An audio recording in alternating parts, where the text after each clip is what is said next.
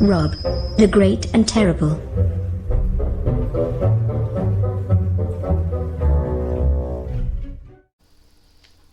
Ho, ho, ho.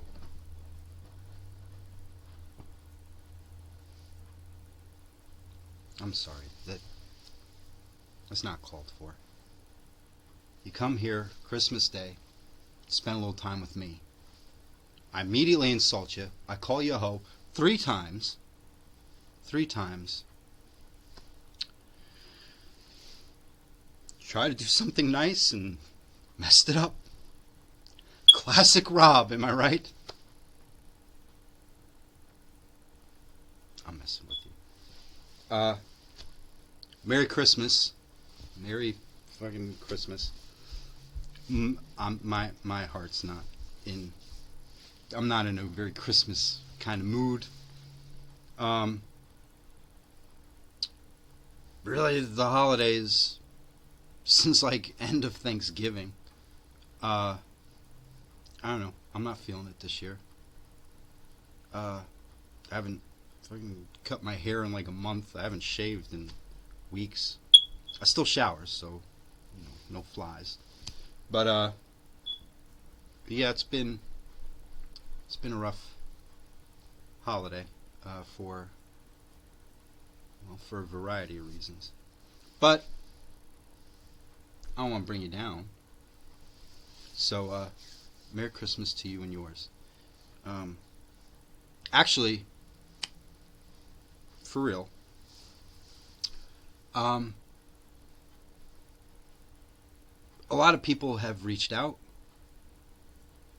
and said some very, very wonderful things, very sweet things for Christmas. And it's people that I wouldn't know if not for this DistractionAction thing. People in other states, people in other countries. It is humbling to me, and in all honesty, is very much appreciated, and sincerely, Merry Christmas to you. But that's that. Today, we're going to get into one of, if not my absolute, favorite piece in Volume 1, sadness. Sadness plays, sadness plays a major part of all of this, both in real life and in the DistractionAction, dare I say, universe. She makes her appearance in Volume 1. She plays a pivotal role in Volume 2, in the final story of Volume 2. I'm gonna spoiler alert here. She is the main subject of all of Volume 3, and boy, Volume 3. Ooh, I can't stop writing Volume 3. Volume 3, wait till you see that one. I don't know if you're going to like it, but I love it. Volume 3 is my love affair with sadness. It's a very complicated relationship, for me, for her, For me, it's complicated. So think of what Volume 3 is going to look like. All these love poems, all these love letters, all these things that I'm going to say that I shouldn't say. Ooh. Yeah, I don't have much use for boundaries. I will say what I want to say, how I want to say it, all in Volume 3, an ode to sadness. I don't have a subtitle yet. We're working on it. But needless to say, everything stems from sadness. Real bummer Christmas edition, isn't it? About to put a little arsenic in the eggnog. Hopefully it's going to be a short video. A very dear friend of mine had suggested kind of shortening the length of these things, and I'm going to try. I'll do one story per video, but you know, I like to talk. So, oh look, it just happened to be open to that page. Does it really need that introduction? No, I don't think so. Here's all you need to know. I love sadness. I've talked about this in the other videos, which I'm counting on you to do your homework. I'm counting on you to, I know it's painful at times, but there's a lot of insight here into the book, into me, into all of this. Keep up. Try to keep up. There's a lot of good stuff here. I've talked about this before, just kind of my love affair with sadness. I don't necessarily mind it. I don't think sadness is necessarily something to run away from. I don't think sadness is necessarily something to disavow. Me, I hold on to mine as tightly as I can. I like to wallow. Depression, you know, has its uses. There's an attraction there. I know it's not healthy, but you know, certainly I can't be the only one, right? Leave something in the comments section telling me I'm not the only one, please. So there's that love affair there. Again, both in real life and as the character we're about to personify. There's a lot here to unpack. Read the story. I'm going to read you the lines, and then we're going to talk about what's between the lines, which to me is always infinitely more interesting. So, bear with me. Okay? Let's do this. Sadness.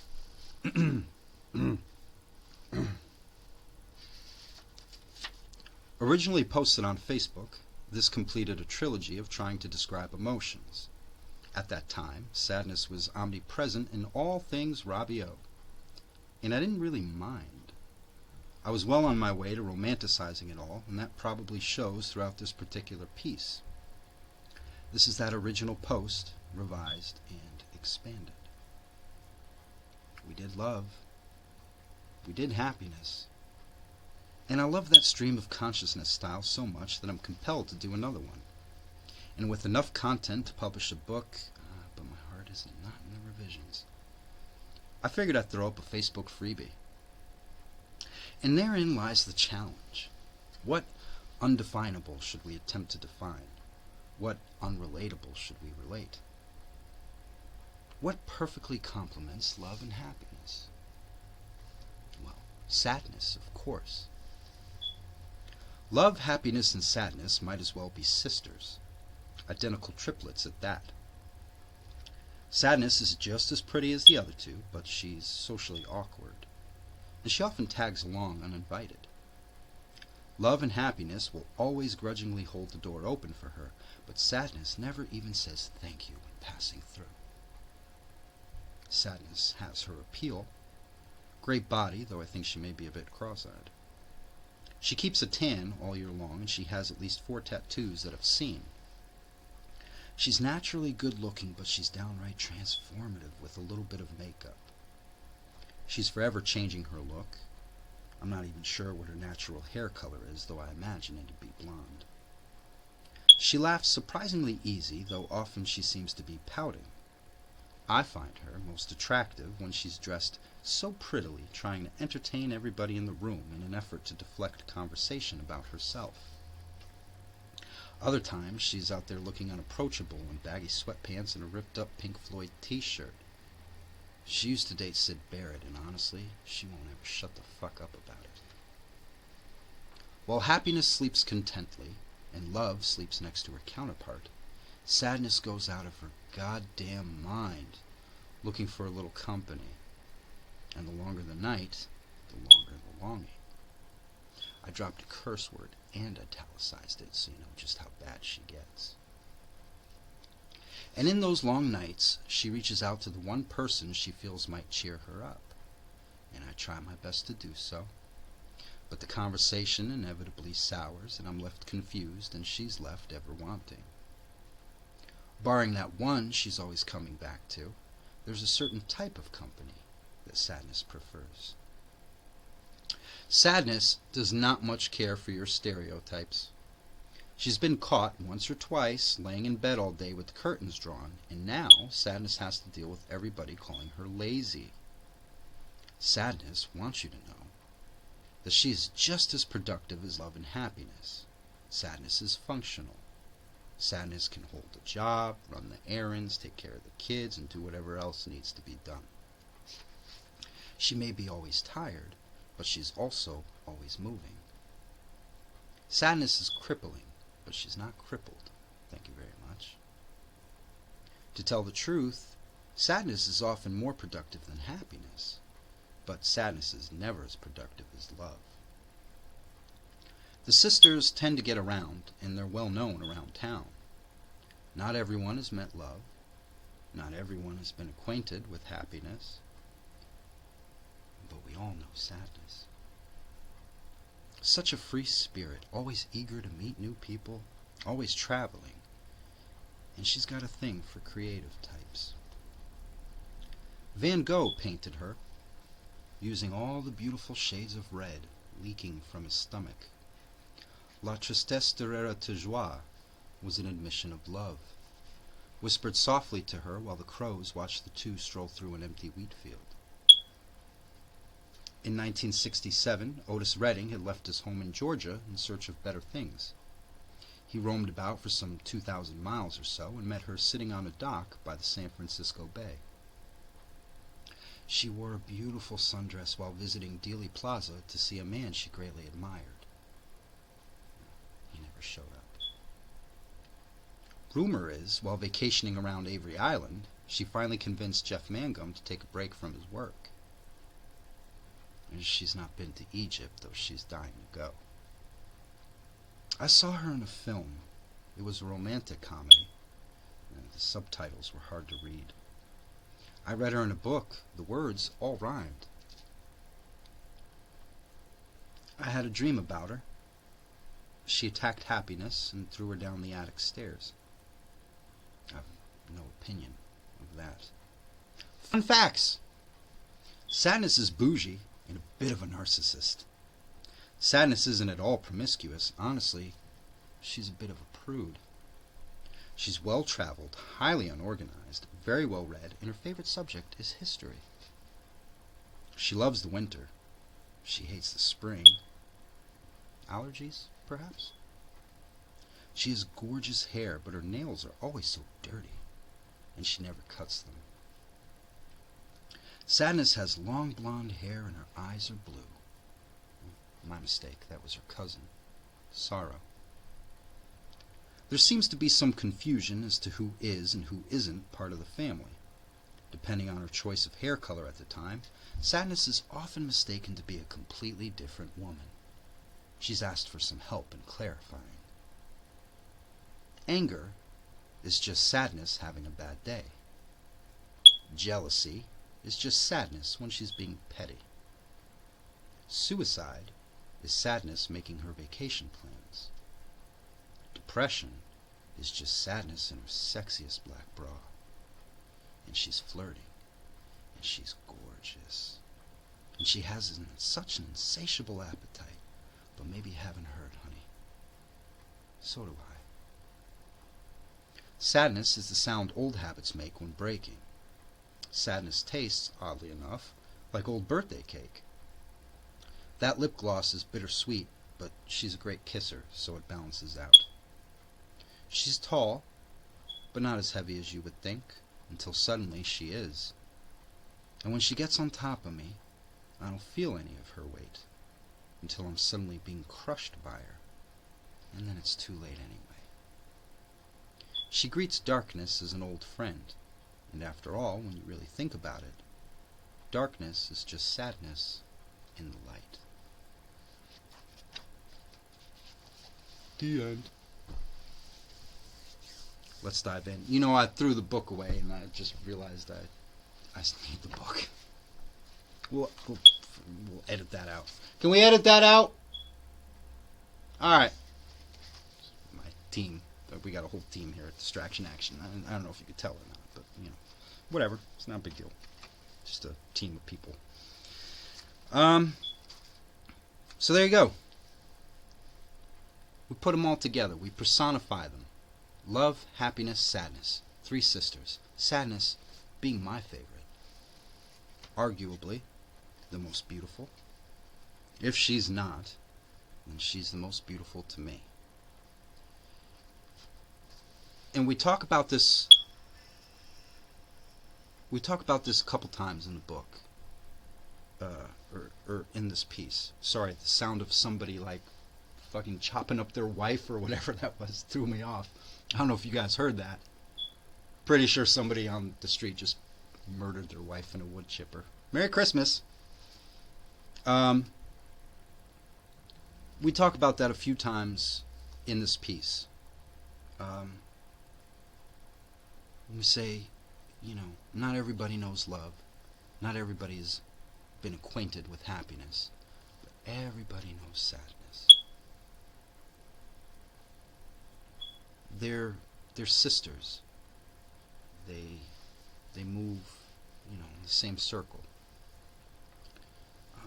We say, love and happiness will always grudgingly hold the door open for her, but sadness never even says thank you when passing through. It's going to be a bit of a bummer. It's all sadness. It's all sadness. You may have never fallen in love. Maybe you're just one of those people who's never happy. But I guarantee you know sadness. And even if you do know love and you do know happiness, congratulations, they're going to hold the door open for sadness. Sadness is coming. She may be a little bit late, but she'll be there. Think about it. Think about it. Let's say you were to fall in love. Doesn't mean you end up with that person. You ever fallen in love and you can't have her?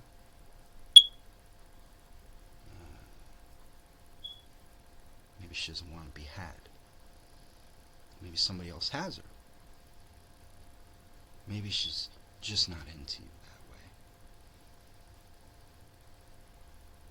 But let's say, even if it works out, you guys date, you break up, you get engaged, you call it off, maybe you get married, divorce. Best case scenario, you guys fall deeply in love and it's this kind of fairy tale romance, and in the end one of you gets sick and dies. Whatever it is that makes you happy, I don't know, maybe material possession, maybe, you know, I don't know. Maybe you love the daytime. Maybe you're one of those, you know. You step outside and the sun is shining and the birds are singing and all that stuff. And you say, man, something about today, something about this day makes me happy. Nighttime's coming. I love the spring. I feel so good in the spring. Winter's coming. Think like a kid. Simple pleasures. Simple, you know, they find happiness so easily. You know, oh, I love this balloon. My balloon! Sadness always shows just how long does she take to arrive. You know, she's not punctual. Yeah, I know that's a real bummer, but doesn't make it any less true. Now, at the time when I wrote this, that was the mindset. What's it all for? Right? It's all sadness. Now, in a slightly better frame of mind, I would say that's still true. It's still all sadness. But knowing that, you hold on to love or you hold on to happiness a little bit tighter. You enjoy it a little bit more. You value it a little bit more. That's the takeaway. The takeaway at the time was like, fuck it all. Like, none of this matters. I'm just so sad. Now, I'll tell you, value what you have. Yes, you're still going to lose it, but, enjoy it more while you have it. That ought to be the takeaway. So we gave sadness a physical appearance, okay? We gave her a tan. She's got to have some flaw to her, so she might be a little cross-eyed.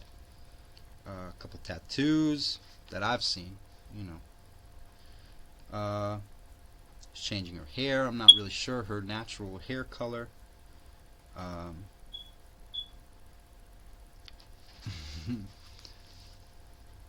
There was a certain... Oh, boy, this might get me in trouble. There was a certain type of female I had in mind when trying to physically describe her. I used to see him in Connecticut. I would see these girls downtown New Haven, and it's Connecticut, so it's cold. It's fucking freezing out there.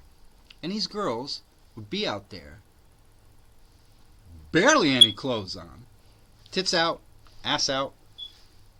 That's me putting my ass out. Tits out, ass out, all that. Freezing! Fucking freezing to death. And they'd be in line and they're holding back on. It's gonna be so lit when we get in here. Like, what? Who are you? What are you looking for? That was always my question. What are you here? Holy shit. Did you put your kids to bed so you could come here? Ass out, tits out, freezing cold? For what? What are you looking for? And I'd see him in line. And then inevitably, I'm there too, so what does that say about me? I'd see him in the club. And I don't know, man. I remember, the memory's a little hazy because, age, alcohol, drugs. But I remember one time at a bar, these two girls walked in, and they must have been sisters. They looked practically like twins. And they were attractive, but I wasn't attracted to them. And same thing, and they had that kind of, this tan in February. One had the shoulder tattoo, I don't remember what of. They just had a look to them, okay? I'm not knocking tans, I'm not knocking shoulder tattoos. It's the way it's all put together on certain females. And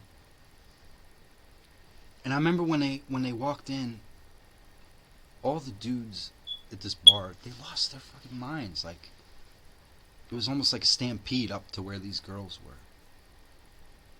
And these girls drank and drank and drank, and they never bought a drink. It was just dude after dude trying to, you know what I mean? Trying their luck. And it struck me, even then, I noticed they never smiled. All this flirting, all this drinking, all this gifting. Here, have a drink on me. They never smiled. They did, but it wasn't genuine. It wasn't real. It was sad. That kind of girl. That's what I had in mind when trying to physically describe sadness. You go to the club. I'm not knocking you. I've been. But I don't know. It's just a certain type of female. I got no use for it. But that's what I was going with, the physical look, right? And of course, sadness would be socially awkward. Of course, sadness very breezy personality, but she don't want to talk about herself. And that was kind of me. A little self-revelation, like when you always joke, when you were always trying to entertain other people, that leaves you very little room for them to question you about yourself. It's a great way to hide in plain sight, right? Talking about her in baggy sweatpants and a ripped up Pink Floyd t-shirt. She used to date Syd Barrett, and honestly, she won't ever shut the fuck up about it. Bear with me. The references, if you get them, cool. If you don't, it's not going to hit you the way I was hoping it would hit you. So allow me to explain. And I want to make sure I'm telling these stories accurately. If I'm not, and you know, leave me a comment or hit me up or whatever. Set me straight. I don't want to put any misinformation out there. This is my understanding or my recollection. God forbid I should do some research when writing. But, you know, that's how I viewed these references. So, Syd Barrett. Syd Barrett was lead singer of Pink Floyd before Pink Floyd was Pink Floyd. Okay? The Pink Floyd that you know. The Pink Floyd that most people know. The Pink Floyd that did Dark Side of the Moon, The Wall, Animals, Wish You Were Here, etc., etc., etc. Pink Floyd had a much different sound under Syd Barrett. The best way I'd heard it, one of the other gentlemen in the band, Waters or Gilmore, I forget who, but they said, we would not have started without Syd, but we couldn't continue with Syd. Syd Barrett, I don't know if he was ever diagnosed, but he had mental health issues. And then he found LSD, which didn't help any. Erratic, very problematic. He leaves the band. Years go by. Pink Floyd becoming very successful. Different sound. They're in the studio recording Wish You Were Here, the album. If you've never heard the title track, shame on you. You haven't lived until you've been heavily buzzed or drunk around a bonfire with friends and then somebody cues up Wish You Were Here. That's a moment. So they go in the studio, and I don't know if they went with the intentions or as they're recording, it kind of just comes out, hey, this album is for Syd. These songs are about Syd. This is a long-lost friend of ours. Who knows what happened to him, where he is. But I miss the guy. He was our brother. And these songs is for him. Shine On You Crazy Diamond, also on the album. The song is about Syd Barrett. That's one of my favorite songs, period. Let alone songs by Pink Floyd. It's beautiful. So one day they're doing the recording session, and this guy shows up, and this guy is odd, overweight, pale, shaved head, shaved eyebrows, okay, untucked, one could say maybe slovenly. The band, they don't pay him any mind. They don't know who he is, but he's probably friends with one of the roadies, or maybe he knows the producer, or who knows. He's here, he's got to be here for a reason, so that's it. Come to find out, in just a little while, it's Syd. It's Syd Barrett. Somehow or another, he got word that they were recording, and maybe he, I'm not sure who hipped him to it, but he shows up. And imagine that moment. Imagine you're dearest friend, your, that's like your brother, man, and you don't recognize him. Time has not been good to him. One of the singers said when they realized who it was, they just broke down and started crying, like, man, what happened to you? This isn't you. That's the reference, because I thought the whole thing to be, guess what? Sad. If you know, maybe it hits you a little bit differently. While happiness sleeps contently and love sleeps next to her counterpart, sadness goes out of her goddamn mind looking for a little company. So, of course, if we're looking at these like three sisters, happiness, not a care in the world. She closes her eyes and she's out. Love sleeps next to her counterpart. Love sleeps next to love, right? Girlfriend sleeping with her boyfriend. Boyfriend sleeping with his girlfriend. Husband and wife, whatever the case may be. Mother and child. Lovely. Not sadness, though. Fuck, no. Sadness is on the couch. Sadness is arguing with the wife and sleeping on the couch.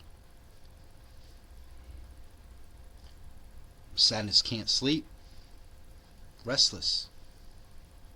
Maybe, I don't know, up late and waiting to hear from somebody. Sadness don't sleep, I'll tell you that. And that's a reference to that.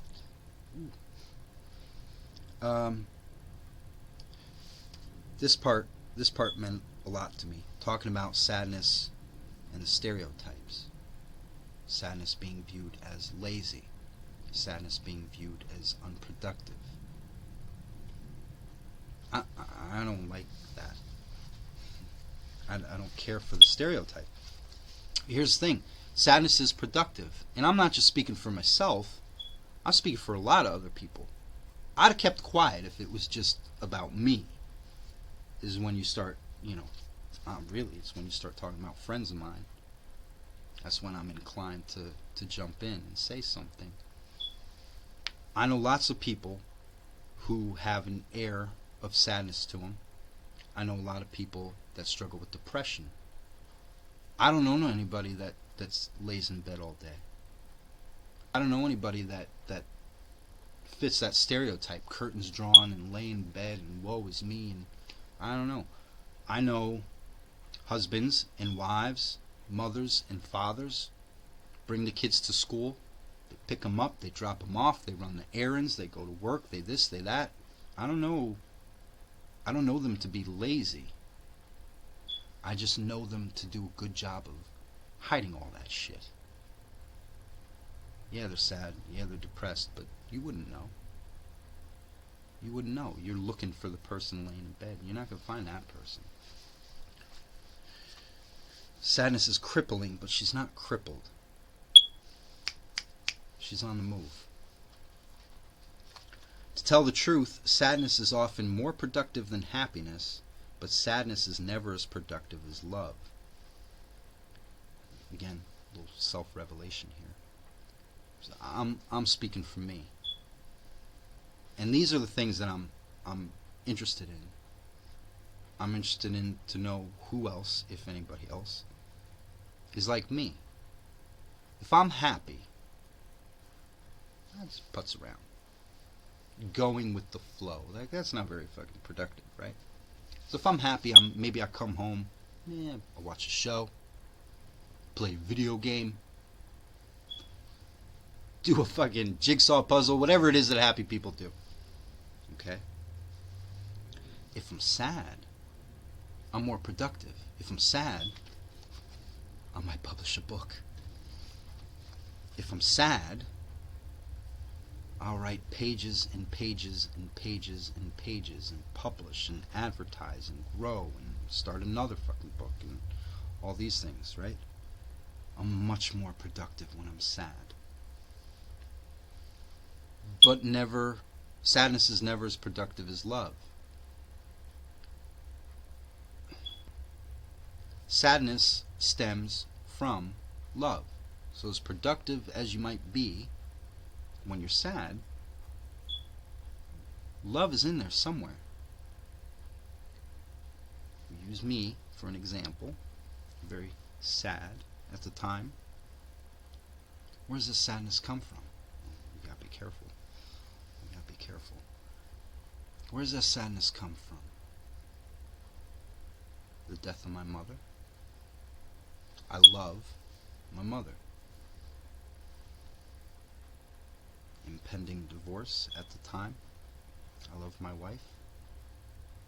I love my kids. All this sadness stems from love.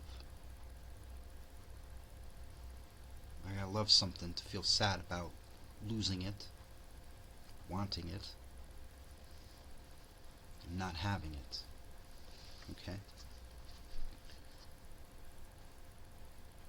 I thought that was a pretty kick-ass quote, but whatever. We reference it again. Not everyone has met love. Not everyone knows happiness, but we all know sadness. I can't stress that enough. Sadness with a thing for creative types. I imagine she does.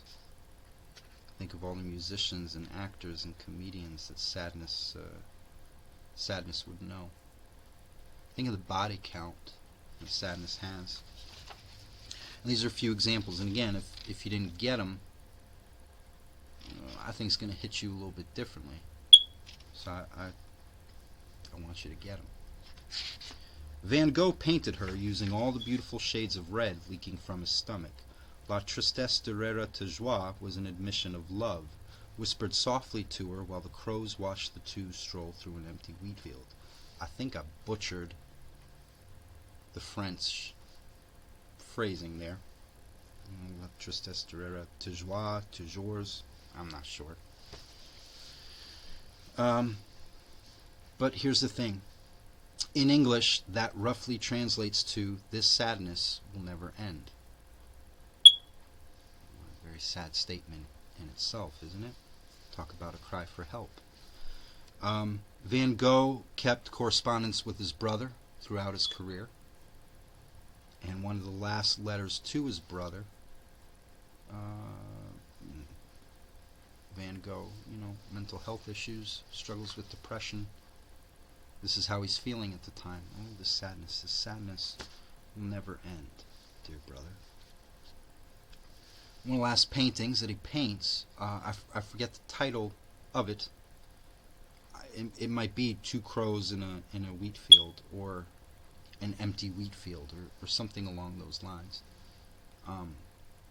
I knew the painting before I knew the story, and I found the painting to be foreboding. I found the painting to be dark. At the time, I loved that painting. My understanding of it is Van Gogh paints this field. Shortly thereafter, walks into that field and shoots himself in the stomach in a suicide attempt. Hence, painting with the beautiful shades of red leaking from his stomach. Bullet wound. He was successful. He died shortly thereafter. But I found the whole thing to be very sad. In 1967, Otis Redding had left his home in Georgia in search of better things. He roamed about for some 2,000 miles or so and met her sitting on a dock by the San Francisco Bay. If you don't recognize the lyrics to this song, Sitting on the Dock of the Bay, shame on you. If you don't know Otis Redding, shame on you. It's called soul music for a reason. You gotta have a little soul, buddy. Otis Redding, incredible voice. That song, incredibly sad. We take it for granted, right? You've heard it on the radio. You've heard it. I don't know that you've listened to it. But think about this song. Man, and, maybe I identified a little bit. There's something out there calling me. I do not feel at home here. I'm looking for something more. Maybe looking for a love, maybe looking for a place, maybe looking to fit in. I don't know what that is for Otis, but he's looking for something more. So he travels 2,000 miles in search of something better, and he gets there and realizes, no, still not happy. Whatever it is I'm looking for is not here. So, I don't know, I'm just going to sit here on the dock of the bay and whistle. This is a very sad song. I urge you to seek it out. But in the lyric, I left my home in Georgia. What he does with the word home in the song, he kind of bends the note. His voice cracks a little bit. You hear how homesick he is just in that one little phrase, that one little, what he does with the word home. Also, the story of Otis Redding, and again, my facts may be off. It's kind of my recollection. I don't Google anything when I write, man. I write. But Otis Redding died in a plane crash, and if I recall correctly, and somebody please confirm or deny this, he wasn't supposed to be on that plane. Something had happened, I thought, and it's like, well, yeah, all right, I'll take this plane, and the plane crashes, and he dies. He dies young. He's talented. We lose a little bit of soul, you know. And that song, Sitting on the Dock of the Bay, well, of course the song takes off. I think it hit #1 on the charts, but it's posthumously. It's after he died. So my man never got to see his success. He never got to enjoy the accolades. He never got to, to go from there.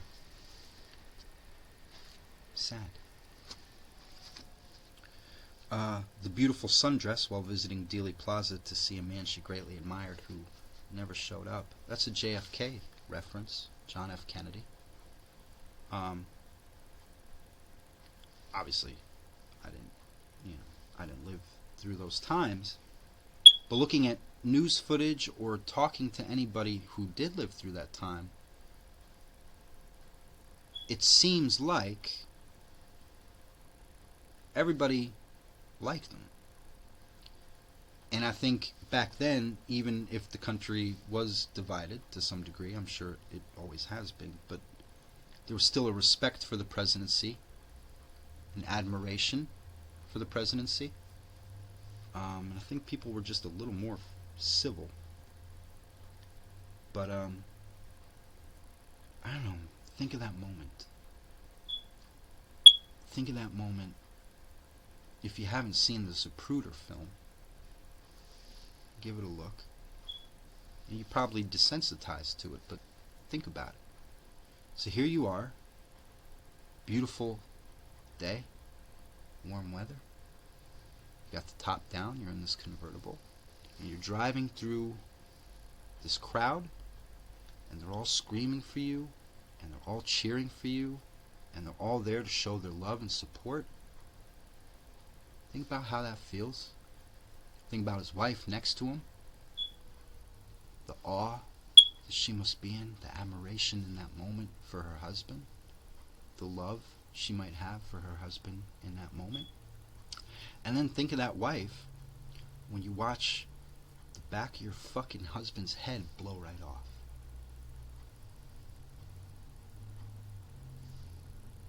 Imagine the blood and the bone and the brains. Imagine the sorrow for the loss of her husband. Imagine the fear for her own life. It just struck me as very sad. Rumor is, while vacationing around Avery Island, she finally convinced Jeff Mangum to take a break from his work. Jeff Mangum, lead singer to one of my favorite bands, Neutral Milk Hotel. This is all speculation. Neutral Milk Hotel put out 2 albums. First one being On Avery Island. Second album being In the Aeroplane Over the Sea. Check out the title track to that album. Neutral Milk Hotel very unique sound. The lyrics kind of hard to decipher. Jeff Mangum's voice, you're either gonna love it or hate it. I love it. It resonates. I'll be honest, I don't totally know what all the lyrics mean, but there's a vibe to it, and I latch on to that vibe. They put out these 2 albums, never put nothing out again, and he became very reclusive. Nobody saw him, nobody heard from him. I can't help but speculate that maybe Sadness, somewhere in there, she had something to do with it. Again, just speculating, right? You know my shtick by now, I would hope. I saw in a film it was a romantic comedy. The subtitles were hard to read. I don't really know what that means. I'm purposely being vague. I read her in a book. The words all rhymed. I'm being vague. No real meaning attached to it. I know that bums you out, but, you know, I'll let you, those are for you to assign meaning to. I had a dream about her. She attacked happiness and threw her down the attic stairs. Well, that's actually very real to me and has a very real meaning, and I'm not going to share it. I did that in all 3 stories, love, happiness, sadness. I say I've no opinion of that, because some things, not many things, some things we play close to the chest. Sadness is bougie, bit of a narcissist, of course. Sadness isn't at all promiscuous. Honestly, she's a bit of a prude. I would think Sadness would be a prude, right? Oh, I'm not in the mood. You know, no offense, but, you know, women, like, you know, guys, I don't know, you know, my head's got to be in it, but I can get my head in it pretty easy. A woman's totally different. Like, if a woman is not happy, it ain't happening. Well-traveled, highly unorganized, very well-read, and her favorite subject is history, because history is sad. World War I, World War II, all different wars, all different... History is full of persecution, bigotry, racism, violence. History is kind of a bit of a bummer, isn't it? It's Christmas. It's Jesus' birthday, and you see what they did to him. History is history is sad. I think. Sadness has long blonde hair and her eyes are blue. My mistake, that was her cousin Sorrow. That's a little song reference there. I think the McCoys did the original version. It's a song called Sorrow. David Bowie does my favorite cover of the song. I urge you to seek that out. And then we try to break it down, like, so say anger is just sadness having a bad day. These are all things that stem from sadness. I feel like anger is tied to sadness. Jealousy is just sadness when she's being petty.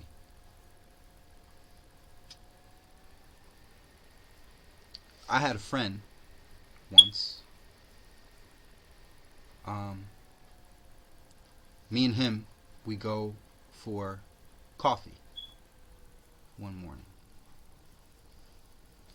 And he had his eye on this woman, right? So me and him are walking. And he turns a corner and runs almost smack dab into her with this other guy. And the look on his face, it's not funny, I shouldn't laugh. The look on his face, holy shit, you want to talk about sad. He's like, I don't want to go anymore, let's just go home. It's jealousy, right? But where does it come from? It comes from his, love for this woman, but the sadness in not having her. Jealousy begets sadness, or sadness begets jealousy. Suicide is sadness making her vacation plans. I imagine that's a one-way ticket. Depression is just sadness in her sexiest black bra. And she's flirting, and she's gorgeous, and she's got an insatiable appetite. But maybe you haven't heard, honey. So do I. A little self-revelation. My favorite bra color is black. I think that's like supremely sexy, right? But so is depression. If I have an attraction to sadness, well, I would have a very strong attraction to depression, wouldn't I? Depression is, how can I put this to you? It eats at you. It eats at you. Think about nightmares and all these things. It eats away at you. And there's an insatiable appetite, but my appetite is just the same, right? I equate a lot of things in this book to sex, but it doesn't necessarily mean actual sex. Sometimes it does, sometimes it doesn't. I equate writing to sex. I equate sadness with sex. Falling into sadness, falling into a depression, I equate with, be vulgar about it, but I equate with fucking, not sex, not making love. I choose my words carefully. Falling into a depression is like fucking. We'll talk more about that some other time. She's tall but not as heavy as you would think until suddenly she is. She's on top of me. Again, a sexual reference. I don't feel any of her weight until suddenly I'm being crushed by her, and then it's too late anyway. That's the tricky thing with sadness. That's the tricky thing with depression. Everything's fine until it's not. And at that point, it's too late. If you've fallen in a little too deep, it's too late anyway. What are you going to do? She greets darkness as an old friend, and after all, when you really think about it, darkness is just sadness in the light. Now we can toss the book. Greeting darkness as an old friend is a little bit of semi-subliminal reference to The Sound of Silence by Simon and Garfunkel. I think the lyrics to that song a little bit sad. Certainly the melodies do it for me. But I need the book because I forgot my own quote. But darkness is just sadness in the light. I know what it meant to me. I don't know how to articulate it. But I guess basically, if you were to come out and admit that you were depressed, you're just taking your sadness and showing it rather than hiding it. For you to step forward and to say, hey, I think I'm in a funk. I think I'm in a depression. I got these dark thoughts. I often contemplate suicide. Not actually doing it, but, how fun it would be. I shouldn't say fun, but, you go down that rabbit hole. How would you do it? Who would find you? For me, it's all about the song. What song would I ride out to? I don't want to glorify it. I don't want to glorify it. I'm just saying it for somebody like myself, especially at that time, it held a certain appeal. And I guess maybe that was my subliminal, pseudo, wannabe smart way of kind of stepping forward and saying, like, nah, shit is dark. And when I do that, I am bringing my sadness into the light. I'm basically telling you, because it's not a very dude thing. I can't just like walk up to you like, so how are you? Actually very sad. Like, I can't do that. I gotta dance around it a little bit, right? And that was that. I probably haven't done a very good job of articulating that, but I'm trying. So, I know. It's a real bummer.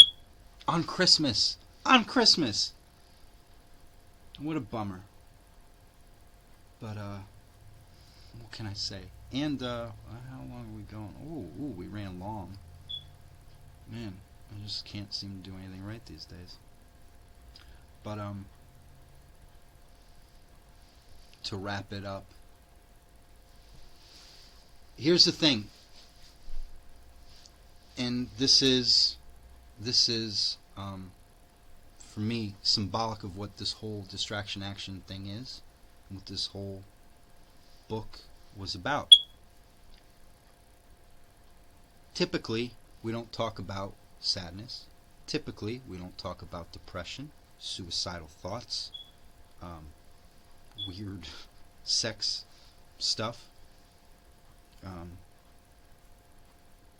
These are all more or less taboo subjects, and we don't talk about them, and, you know, it's kind of, I'm not going to say it's frowned upon, but nobody wants to hear that you're depressed. Nobody wants to hear that you're sad. Nobody wants to hear about your appetite, and, you know, nobody wants to, it's all TMI. Best left unsaid. Keep it to yourself. I'm going against that thinking and saying, no, talk about it. Say it. Talk about your sadness, man. Talk about your depression. Talk about whatever it is you got to talk about. Spill your guts. You know, like I said, I don't do well with boundaries. Talk about it. Because at the start of this video, I was feeling pretty shitty. Talking about it, I feel pretty good. And that's it.